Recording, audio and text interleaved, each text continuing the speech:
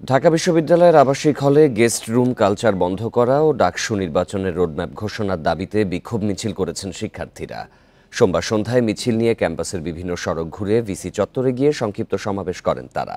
এ সময় নিষিদ্ধ সংগঠন ছাত্রলীগের নানা নির্যাতন ও অপকর্মের কথা তুলে ধরে শিক্ষার্থীরা বলেন, সংগঠনটির যেসব নেতাকর্মী ছাত্র জনতার আন্দোলনে দমন পীড়ন ও হত্যাযজ্ঞ চালিয়েছে তাদের বিরুদ্ধে দ্রুত ব্যবস্থা নিতে হবে।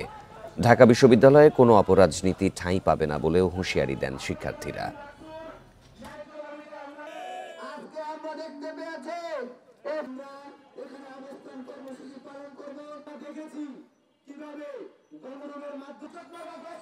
ছাত্রদের প্রতিনিধি অংশগ্রহণ করার জন্য অনতিবিলম্বে ডাকসুর রুটম্যাপ ঘোষণা করতে হবে।